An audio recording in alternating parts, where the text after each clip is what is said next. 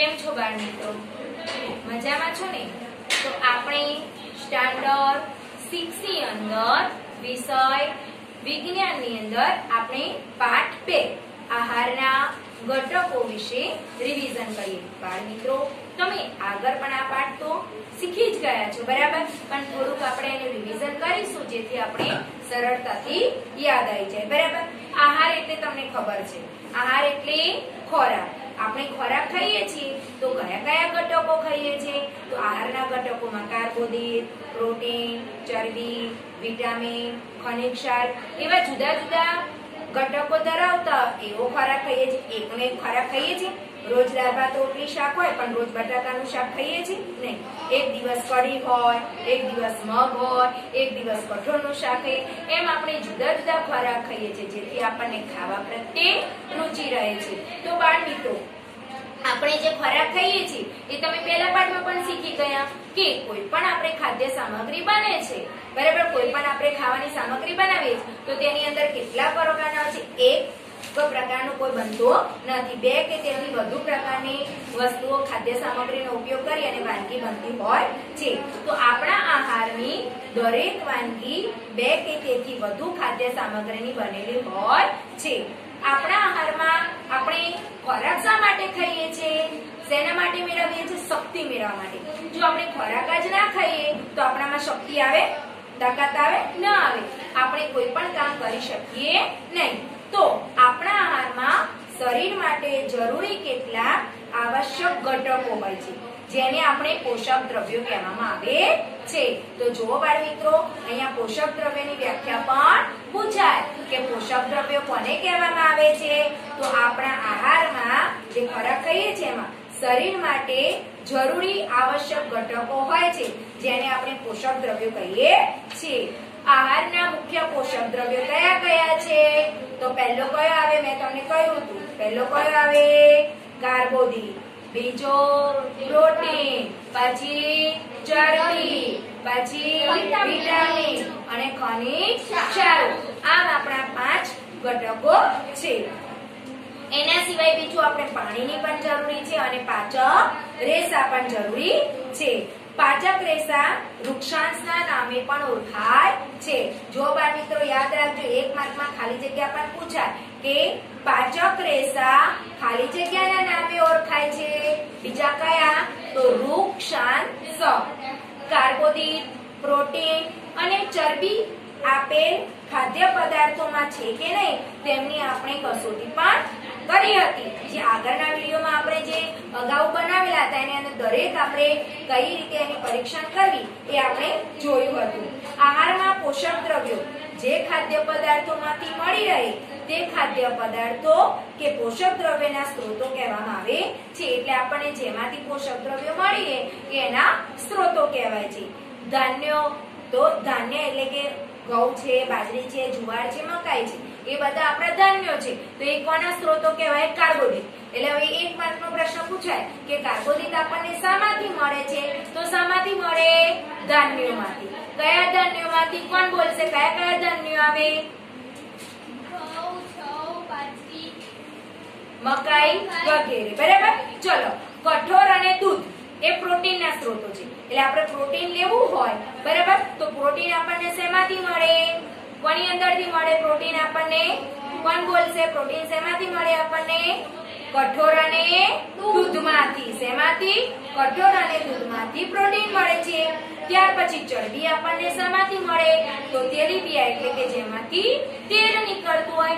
જેમ કે આપણે કોણ છે? તો આપણે તલ છે, એરંડા છે, સોયાબીન છે, કપાસ છે, એ બધામાંથી આપણને શું નીકળે છે? તેલ. એટલે તેમાંથી આપણને ચરબી મળે. એટલે કે તેલીબિયા, દૂધ, ઈંડા એ બધા ચરબીના સ્ત્રોતો છે. શાકભાજી અને ફળો વિટામિન અને ખનિજ ક્ષારોના, એટલે ખનિજ ક્ષારોના સ્ત્રોતો કયા આયા? શાકભાજી અને ફળો. તો ટૂંકમાં તમને એટલું યાદ રહેવાનું કે કાર્બોદિત આપણને શામાંથી મળે? ધાન્યોમાંથી. પ્રોટીન શામાંથી મળે? કઠોળ અને દૂધમાંથી. ચરબી આપણને શામાંથી મળે? ઈંડા, માંસ અને તેલીબિયા પદાર્થોમાંથી. ખનિજ ક્ષાર આપણને શેમાંથી મળે? તો લીલા શાકભાજી અને ફળોમાંથી મળે છે. હવે તે શું કાર્ય કરે છે? આપણે કાર્બોદિત વાળો ખોરાક ખાઈએ કે વિટામિન વાળો ખોરાક ખાઈએ તો આપણા શરીરને શું કાર્યમાં ઉપયોગી થાય છે? તો જો કાર્બોદિત વાળો ખોરાક ખાઈએ તો એ આપણા શરીરને શું આપે છે? શક્તિ. કઈ પણ કામ કરવાની તમને શક્તિ, તાકાત કોણ આપે છે? કાર્બોદિત. એટલો તો આપણે રોટલી ખાઈએ છીએ, એકલું શાક ખાઈએ છીએ, આપણે એકલી કઢી પીએ છીએ, રોટલા અને કઢી. રોટલી વગર ચાલે?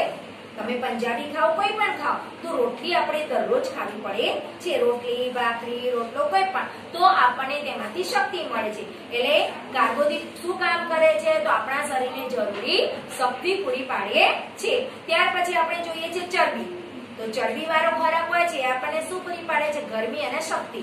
શું પૂરી પાડે? ગરમી અને શક્તિ. એટલે તો જો આપણે શિયાળામાં કેવું બધું તેલ ઘી વાળું ખાઈએ છીએ, મેથી પાક, અડદ પાક, બરાબર, ખજૂર, પછી આપણે સૂકો મેવો, બધી વસ્તુ ચરબી વાળી વસ્તુ આપણે શિયાળામાં ખાઈએ છીએ. કેમ? કારણ કે આપણને ઠંડીથી રક્ષણ મળે. શિયાળામાં ખૂબ જ ઠંડી પડે, એટલે ઠંડીથી રક્ષણ મેળવવા માટે આપણે ચરબી વાળો ખોરાક ખાઈએ છીએ. એટલે આપણને ચરબી હોય છે ગરમી પણ પૂરી પાડે છે અને શક્તિ પણ પૂરી પાડે છે. પ્રોટીન. હવે પ્રોટીન એટલે કે કઠોળ. આપણને તો પ્રોટીન આપણને શું મદદ કરે છે? તો પ્રોટીન હોય છે તે આપણી વૃદ્ધિ. તમે મોટા થાવ છો ને, તમારી વૃદ્ધિ થાય છે, તમે નાના હતા એમાંથી મોટા થાવ તો આપણી વૃદ્ધિ, અને આપણા શરીરમાં જે ઘસારો થાય, તમે સાયકલ વાપરો છો કે પેન્સિલ વાપરો છો તો ઘસાય છે કે નહીં? તો આપણા શરીરની અંદર દરેક અંગો વપરાય છે, તો એની અંદર જે ઘસારો થાય છે એને પૂર્ણ કરવા માટે પણ આપણે કેવો ખોરાક ખાઈએ છીએ? પ્રોટીન. તો પ્રોટીન આપણને કઈ રીતે ઉપયોગી છે? તો આપણા શરીરની વૃદ્ધિ માટે અને સમારકામ માટે. સમારકામ એટલે કે કોઈના ઝીંઝણ હોય છે, એ દુખે છે, ઘસારો થઈ જાય છે, તો એવો આપણે પ્રોટીન વાળો ખોરાક ખાઈએ તો તમારો ઘસારો ત્યાંથી દૂર થાય. પછી તમે કોઈ દિવસ તમે પડી જાઓ છો, તમારો હાથ ભાગી જાય છે, તો આપણે કેવો ખોરાક ખાઈએ? પ્રોટીન વાળો. એટલે કે જેથી આપણા શરીરના અંગોને સમારકામ માટે પણ ઉપયોગી છે. હવે વિટામિન વાળો ખાઈએ છીએ. જો બાળ મિત્રો અત્યારે કોરોનાનો કાળ ચાલે છે તો આપણે વિટામિન આપણે જોઈએ છે કયું? Vitamin C. એટલે કે જે આપણા શરીરને ઇમ્યુનિટી પાવર એટલે રોગો પ્રતિકારક શક્તિ આપે છે. એટલે વિટામિન હોય છે આપણને રોગો સામે રક્ષણ આપે છે, અને આપણા શરીરને રોગ સામે રક્ષણ આપે એટલે આપણું શરીર કેવું રહે? એકદમ તંદુરસ્ત રહે. આપણે પણ એટલે નિરોગી બનીએ. એટલે અત્યારે પણ જો બાળ મિત્રો દરેકે વિટામિન વાળો ખોરાક ખાવાનો. એમાં પણ કયું વિટામિન વધારે? Vitamin C. બરાબર. ખનિજ ક્ષારો. હવે ખનિજ ક્ષારો પણ આપણને જો બાળ મિત્રો તે આપણા હાડકા, દાંત, રુધિર એટલે આપણું લોહી, બરાબર, એના બંધારણના તથા શરીરના યોગ્ય વિકાસ માટે.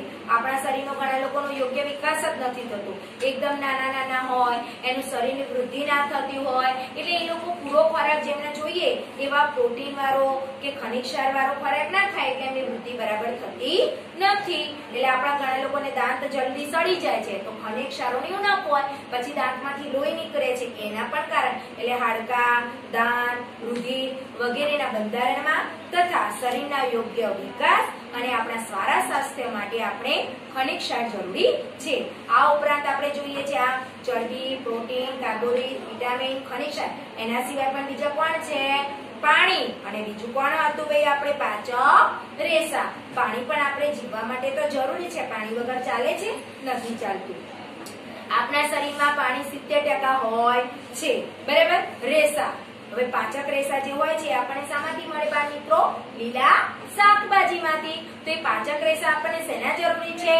તો તે મરોત્સર્જનના મદદરૂપ. એટલે કે તમે જ્યારે લેટ્રિન જાઓ છો, ઘણા લોકોને કબજિયાત થઈ જાય છે, તો કેમ? તો એ શાકભાજી કેવું ના ખાય એટલે કબજિયાત થાય, જેના દ્વારા એ લોકો બરાબર લેટ્રિન જઈ શકતા નથી, એટલે કે સંડાસ જઈ શકતા નથી, અને એના કારણે પછી એમને પેટની અંદર ગડબડ થતી હોય છે. એટલે આ પાચક રેસા વાળા એટલે લીલા શાકભાજી, જે પાલક છે, મેથી છે, એવા લીલા શાકભાજી શાના માટે? તો આપણા મરોત્સર્જનના મદદરૂપ થાય છે. ત્યાર પછી પાણી. પાણી તો આપણા શરીરમાં ઘણું બધું ઉપયોગી છે. તો આપણા વાયુઓ, પોષક તત્વો અને ઉત્સર્ગ દ્રવ્યોનું વહન કરે છે, બરાબર. તો અહીંયા સમતોલ આહાર.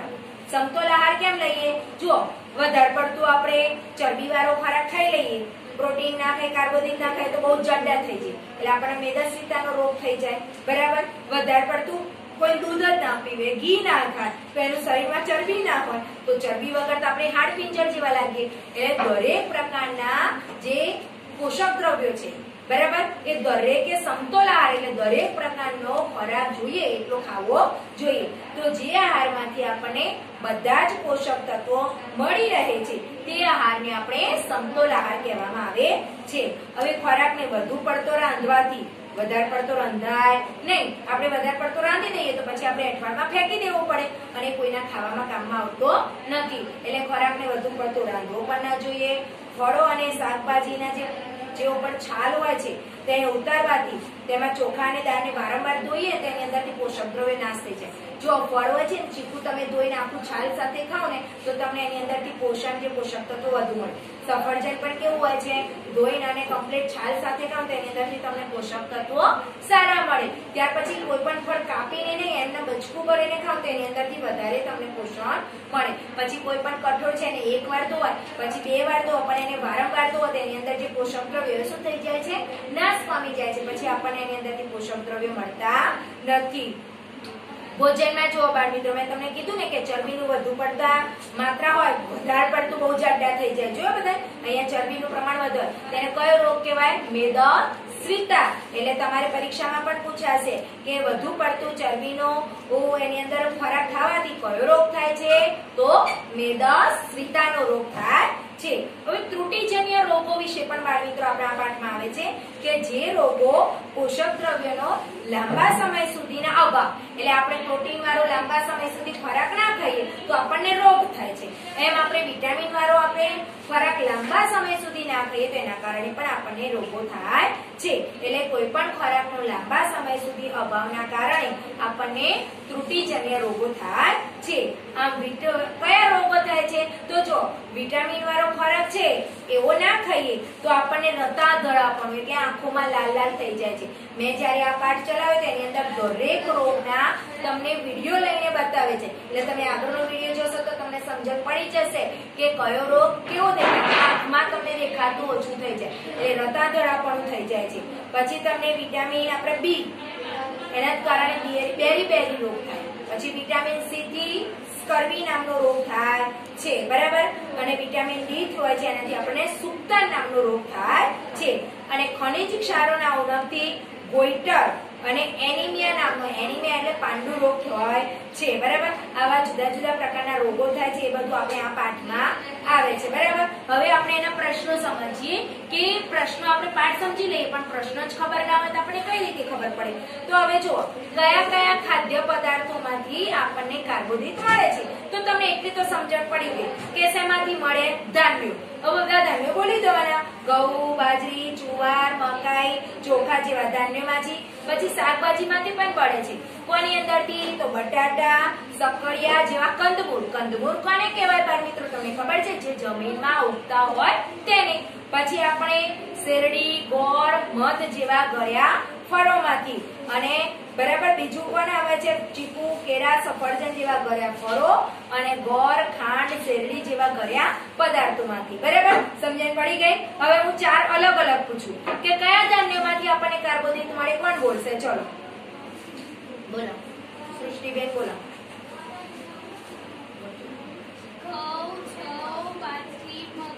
મકાઈ જેવા ધાન્યમાંથી. હવે કેવા ફળમાંથી કાર્બોદિત મળે? કેવા ફળ ખાવાના? ગળ્યા ફળ. બોલો. ચીકુ, પછી સફરજન, પછી કેળા જેવા ગળ્યા ફળોમાંથી. કેવા ગળ્યા પદાર્થોમાંથી? કયા ગળ્યા પદાર્થો હોય છે? બોલો. અને ખાંડ જેવા ગળ્યા પદાર્થોમાંથી. પછી કેવું? કંદમૂળ. કંદમૂળ કોણ હતા? બટાટા અને સક્કરિયા. તો આ બધું 4 ભેગું કરીએ એટલે આપણે 2 માર્કનો પ્રશ્ન પૂર્ણ થઈ જાય. ત્યાર પછી ચરબીના સ્ત્રોતો. એટલે સ્ત્રોત એટલે ક્યાંથી મળે છે? તો ચરબી આપણને ક્યાંથી મળે છે બાળ મિત્રો? તો મગફળી, તલ, કોપરું, તેલ જેવા વનસ્પતિ એટલે કે જે વનસ્પતિ આપણે આપે. કપાસી આપણે કપાસ ઉગાડીએ એમાંથી મળે. તલ આપણે ઉગાડીએ છીએ એટલે બધી વનસ્પતિ પેદાશ કહેવાય. તો ચરબી મળતી હોય વનસ્પતિ કેવા છે આપણે? તો મગફળી, તલ, કોપરું, તેલ. બરાબર. હવે સૂકો મેવો કયો? તો કાજુ, બદામ, અખરોટ જેવા સૂકા મેવામાંથી. પછી બીજું શામાંથી મળે ચરબી? દૂધ અને દૂધની બનાવટો, ઘી, ઈંડા, માંસ, માછલી જેવા પ્રાણી પદાર્થો એટલે પ્રાણીજ પદાર્થો, સૂકા મેવા અને વનસ્પતિ આમાંથી આપણને ચરબીના સ્ત્રોતો એમ કે મળતા હોય છે. તો ચલો ચરબીના સ્ત્રોતો શામાંથી મળે છે? કોણ બોલશે? ચલો સૂકા મેવા કોણ બોલશે? બોલો નિશિત. કયા સૂકા મેવા ખાવાથી આપણને ચરબી મળે? કાજુ, બદામ, અખરોટ. બરાબર. પછી કઈ વનસ્પતિ પેદાશમાંથી આપણને ચરબી મળે? કઈ વનસ્પતિ આપણને ચરબી તેલ આપે છે એ ચરબી કહેવાય. કોણ બોલશે? કોપરું, મગફળી એમાંથી આપણને શું મળે છે? વનસ્પતિ પેદાશોમાંથી આપણને ચરબી મળે છે. બરાબર. એ જ રીતે પ્રાણીજ પેદાશો દૂધ, દૂધની બનાવટો, ઈંડા એ બધામાંથી. બરાબર. હવે આપણે ચરબીની અગત્યતા એટલે કે આપણે આ ચરબી વાળો ખોરાક ખાઈએ છીએ બરાબર, પણ એ આપણને શું મદદ કરે છે? આપણે જરૂરી હોવું જ ખાવું જોઈએ, જરૂરી વગરનું ખાઈએ તો મેં તમને હમણાં જ કહ્યું ચરબી આપણને શું પૂરી પાડે છે? હમણાં જ કહ્યું શિયાળામાં આપણે કેવો ખોરાક ખાઈએ છીએ? તો ચરબી આપણને બોલો ગરમી અને બીજું શક્તિ. તો જો તે શરીરને ગરમી, પહેલો મુદ્દો એ છે કે તે શરીરને ગરમી અને શક્તિ પૂરી પાડે છે. બીજું આપણા શરીરમાં શું થાય? વધારાની ચરબી જમા થાય. તમે એક દિવસ બીમાર થાવ તો તમારે ચાલવાની શક્તિ ના રહેવું બને ના. વધારે પડતા 2-3 દિવસ થાય પછી એનાથી ઉપર થાય તો આપણે ચાલવાની શક્તિ રહેતી નથી, કારણ કે આપણા શરીરમાં ચરબી જમા થયેલી હોય છે. એટલે વધારાની ચરબી શરીરમાં ચામડી નીચે, અહીંયા તમારી જે ચામડી હોય ને એના નીચે અહીંયા તમારે દરેક હાથ, પગ એ જગ્યાએ તમારી ચામડી જમા થાય છે. બરાબર. તેનો ઉપયોગ આપણે વિષમ પરિસ્થિતિ, વિષમ એટલે આપણે બીમાર પડ્યા હોય તેવી પરિસ્થિતિમાં આપણે પોષણ મેળવવા માટે અને ઠંડી સામે રક્ષણ મેળવવા માટે થાય છે. પછી બીજું વિટામિન, આપણે વિટામિન A, D, E અને K જેવા જે ચરબી દ્રવ્ય વિટામિનોના અભિશોષણ માટે પણ જરૂરી છે. હવે પ્રોટીનની અગત્યતા, પ્રોટીન આપણને શું મદદ કરે છે? તો આપણે પ્રોટીન વાળો ખોરાક આપણે શેમાંથી ખાઈએ છીએ? તમને બધાને મેં કીધું શેમાંથી ખાવ છો? પ્રોટીન શામાંથી મળે? કઠોળમાંથી. શેમાંથી મળે? કઠોળમાંથી. તો આપણે શેના માટે આપણે કહીએ તો આપણા નવા કોષો, તમે મોટા થાવ છો ને, તમારા કાન, તમે જન્મ્યા ત્યારે આટલું કાન હતું, તમારો હાથ આટલો હતો, તમે મોટા થયા, તમારા હાથ, આ પછી પગ, કાન, નાક બધું જ મોટું થયું તો તમારી અંદર શરીરમાં નવા કોષો અને પેશીના સર્જનમાં તથા તેનું બંધારણ જાળવી રાખવા માટે આપણે પ્રોટીન જરૂરી છે. બીજું આપણે જૈવિક ક્રિયાઓના નિયમન માટે, જરૂરી ઉત્સેચકોની પણ રચના માટે. પછી આપણા સ્નાયુઓ જે છે એના સંકોચન, આપણો હાથ લાંબો થાય એટલે આપણા સ્નાયુઓ, આ આંગળી છે પછી આ વારો તો આનું શું થઈ ગયું? સંકોચન. એટલે સ્નાયુઓના સંકોચન માટે પણ આપણે પ્રોટીન જરૂરી હોય છે. અને રુધિર દ્વારા આપણા શરીરમાં ઘટકોનું વહન થાય છે. એટલે કાર્બોદિત, પ્રોટીન એ બધા જ ઘટકોનું વહન કોના દ્વારા થાય છે? રુધિર દ્વારા. લોહી આપણા શરીરમાં ભરે છે અને લોહીની અંદર એ બધું ભરી જાય એટલે આપણને શક્તિ મળે છે. અને ત્રુટિજન્ય રોગોથી બચવા માટે પણ આપણે જરૂર પડતી હોય છે. ત્યાર પછી વિટામિન બી. જો વિટામિન આપણે A, B, C, D, E અને K આ બધા જ વિટામિન હોય છે. એમ વિટામિન બી આપણને શામાંથી મળે છે? તો જો બાળકો, વિટામિન બી આપણને દૂધ, માંસ, લીલા પાંદડાવાળા શાકભાજી, આખા ધાન્યો, ટામેટા, મગફળી અને ફણગાવેલા કઠોળમાંથી મળે છે. હવે એની અગત્યતા શું? આ બધું કહીએ છીએ તો આપણને તેની શું ઉપયોગ થાય છે?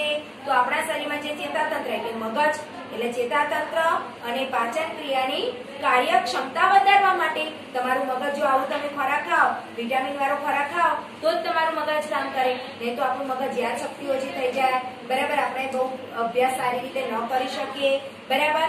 અને કોષો અને સ્નાયુની કાર્યશીલતા માટે ઉપયોગી હોય છે. બરાબર. હવે બીજા પ્રશ્નો છે એ આપણે આગળના વિડીયોમાં જોઈશું. હવે આપણે થોડા ખાલી જગ્યાઓ મેં જે તમને ચલાવ્યું એના આધારે હું તમને વિકલ્પો પૂછું. બરાબર.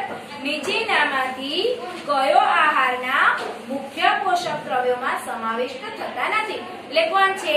કાર્બોદિત, ચરબી, પાચક રેસા કે પ્રોટીન? ચલો બોલો નિશી. પાચક રેસા. સરસ. નીચેના પૈકી કયો આહારનો ઘટક નથી? પ્રોટીન, ચરબી, કાર્બોદિત અને પાણી. કોણ છે જે આપણા પોષક ઘટકોમાં? બોલો દેવ. પાણી. સરસ. ખાદ્ય પદાર્થમાં સ્ટાર્ચની હાજરી ચકાસવા આપણે શાનો ઉપયોગ થાય છે? તમે શાનો ઉપયોગ કરો તો? કોઈ દ્રાવણ હતું. કયું દ્રાવણ હતું? બોલો ચલો. આયોડિનનું દ્રાવણ. સરસ. નીચેના પૈકી કયા આહારમાંથી આપણને કાર્બોદિત વધુ પ્રમાણમાં મળે છે? કાર્બોદિત આપણને શેમાંથી વધુ મળે છે? કોણ કહેશે? ચલો. દાળ, ભાત, શાકભાજી કે ફળ? બોલો. ભાત. ચલો. તૈલી પદાર્થો. તૈલી એટલે તેલવાળો પદાર્થ કહીએ. એમાંથી આપણને આહારનો કયો ઘટક મળે છે? તેલવાળો કહીએ તો આપણને કયો ઘટક મળે? કાર્બોદિત, પ્રોટીન, ચરબી કે વિટામિન? શું મળે? ચરબી. ચલો.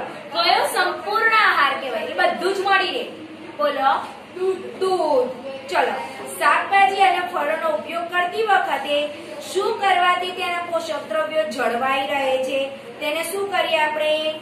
કાપ્યા પછી ધોવાથી, ધોયા પછી કાપવાથી, છાલ કાઢી નાખવાથી કે પાણીમાં કાપીને રાખવાથી? કોની અંદર રાખવાથી આપણે શું થાય છે ભાઈ? એની અંદર જે પોષક દ્રવ્યો જળવાઈ રહે છે. ધોયા વગર ખવાય નહીં. એના ઉપર દવા છાંટેલું હોય બરાબર. જ્યાં ત્યાં હોય એટલે એને ધોઈને ખવાય બરાબર. હવે ઘઉંનો લોટ, ખાલી જગ્યા.